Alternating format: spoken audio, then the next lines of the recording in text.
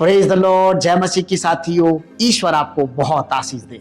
इस वीडियो के द्वारा खजूर रविवार अर्थात पाम संडे के विषय में यह बताना चाहता हूं कि यीशु उस दिन गधे पर बैठकर यरूशलेम में क्यों गए।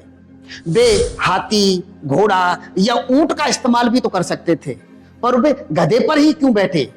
अक्सर हम देखते हैं कि पाम संडे वाले दिन कलीसियाओं में गधे के ऊपर बड़ा प्रचार होता है। गधा ऐसा होता है, गधा वैसा होता है, गधे पर यीशु इसलिए बैठे, गधा नम्र होता है, गधा ये होता है, वो होता है। बहुत कुछ बोला जाता है गधे के विषय में, पर गधे को इतना ज्यादा फोकस में ले आते हैं हम कि यीशु का सही समाचार, सही संदेश हम खा जाते हैं। क्यों यीशु गधे पर बैठे, उसका एक कारण तो ये था कि यीशु उस भविष्यवाणी को पूरा करना चाहते थे जिसके विषय में लिखा है मत्ती 21 का 4-5 में लिखा है, यह इसलिए हुआ, वो जो भविष्यवक्ता ने जो वचन कहा था वो पूरा हो। और पूरा हो तो वहां पर क्या लिखा 5 आयत में, हे सिय्योन की बेटी देख, तेरा राजा गधे पर वरन लादू के बच्चे पर चढ़ा हुआ या बैठा हुआ आ रहा है। और वो कौन है? वो नम्र और दीन है। इस भविष्यवाणी को पूरा करने के लिए प्रभु यीशु मसीह गधे पर बैठे। वे हाथी पर बैठ के आ सकते थे, वे घोड़े पर बैठ के आ सकते थे, वे ऊंट का भी इस्तेमाल कर सकते थे, वो खच्चर का भी इस्तेमाल कर सकते थे। इवन यीशु गधे पर भी नहीं बैठे, गधे के बच्चे पर लिखा है, तेरा दूल्हा गधे पर वरन लादू के बच्चे पर चढ़ा हुआ आ रहा है। इस भविष्यवाणी को पूरा किया प्रभु यीशु मसीह गधे पर बैठकर। और क्यों पूरा किया?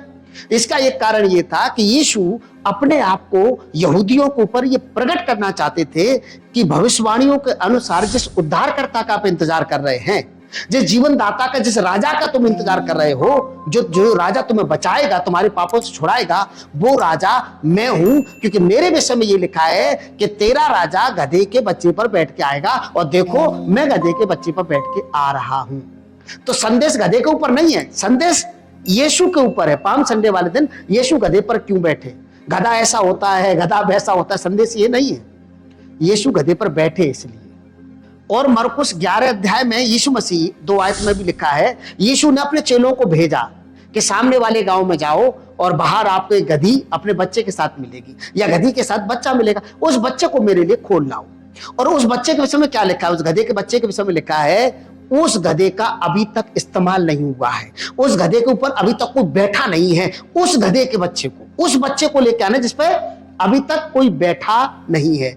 उस बच्चे का इस्तेमाल अभी डोमेस्टिक कामों के लिए, घरेलू कामों के लिए हुआ नहीं है। मतलब पहली बार उस बच्चे पर कोई बैठेगा, और जो बैठेगा वो कौन है?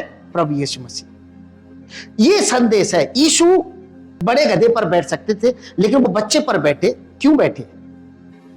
क्योंकि बच्चा पवित्र, सिद्ध, जिसका इस्तेमाल नहीं हुआ है।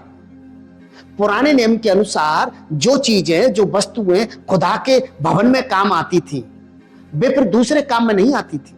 जो वस्तु मंदिर के काम में ले ली गई है, पवित्र स्थान के काम में ले ली गई है, उस वस्तु को सिर्फ उसी काम में लाया जाता था, वो किसी दूसरे काम में यूज नहीं हो सकती थी, क्योंकि वो पवित्र कर दी गई है, वो अभिषिक्त कर दी गई है। यीशु ने उस गधे का इस्तेमाल किया जिसका अभी तक कोई और इस्तेमाल नहीं कर पाया है। अपने आप को ऐसा रखिए कि जब आप खुदा के हो जाए तो फिर किसी और के ना हो। हालेलुया। कई एक बार लोग 2 नाव में अपने पैर रख करके चल रहे हैं, दोहरी जिंदगी लोग जी रहे हैं। यीशु ने कहा ना, तुम मनुष्य, तुम परमेश्वर और धन दोनों की सेवा नहीं कर सकते। कोई भी नौकर 2 स्वामियों की सेवा नहीं कर सकता है, क्योंकि वो एक से मिला रहेगा और दूसरे को तुच्छ जानेगा, बैर रखेगा। यीशु को अपना दिल देने वाले लोग, यीशु को अपना जीवन देने वाले लोग सिर्फ यीशु को दें, किसी और को नहीं। यीशु ने उस गधे के बच्चे का इस्तेमाल किया जिस पर अभी तक कोई बैठा नहीं है। आपका एक ही खुदा होना चाहिए, आपका एक ही प्रभु होना चाहिए, आपका एक ही स्वामी होना चाहिए, आपका दूल्हा एक ही होना चाहिए, और आप उसी के लिए समर्पित होने चाहिए। यीशु ने उस गधे के बच्चे का इस्तेमाल किया जिस पर अभी तक कोई बैठा नहीं है। प्लीज आप पाम संडे वाले दिन को समझिए। पाम संडे वाले दिन यीशु ने अपने आप को प्रकट किया है कि वो राजा है। उस व्यक्ति को अपने जीवन का राजा मान लीजिए, स्वामी मान लीजिए। यही संदेश है यीशु गधे पर बैठने का। और गधे पर बैठने का एक कारण यह है कि गधा नम्र स्वभाव का होता है। गधे का इस्तेमाल युद्ध में नहीं होता था और ना होता है, और गधा पालतू डोमेस्टिक घरेलू जानवर है और गधा अपने स्वामी अपने मालिक के प्रति वफादार होता है। और गधे पर बैठकर यीशु इसलिए आए, भविष्यवाणी कहती है वो जो तेरा राजा आज वो आ रहा है गधे पर, वरन लादू के बच्चे पर, उसके लिए लिखा है कि वो नम्र है और दीन है। वो युद्ध नहीं चाहता है, वो शांति चाहता है, वो माफी चाहता है। मतलब यीशु गधे पर बैठकर ये कहना चाह रहे थे कि मैं तुम्हारा राजा तो हूं, लेकिन मैं लड़ करके राज जीतने वाला राजा नहीं हूं, मैं तलवार चलाने वाला राजा नहीं हूं, मैं युद्ध करने वाला राजा नहीं हूं। मैं ऐसा राजा हूं जो मोहब्बत से जीतता हूं, मैं ऐसा राजा हूं जो मर करके जिंदगी देता हूं। यीशु ने सिखाया कि अपने दुश्मनों से प्यार करो, अपने सताने वालों को माफ कर दीजिए, उनसे मोहब्बत करिए, उनके साथ भलाई भाईचारा रखिए। यीशु युद्ध नहीं चाहते हैं, यीशु शांति चाहते हैं और वो शांति का राजकुमार है। इसीलिए गधे पर बैठ के आया है। वो घोड़े पर इसलिए नहीं बैठा है, वो हाथी पर इसलिए नहीं बैठा है, वो गधे पर सिर्फ इसलिए बैठा है क्योंकि वो शांति वाला राजा है। वो युद्ध वाला, लड़ाई वाला, झगड़े वाला राजा नहीं है, प्रेमी राजा है।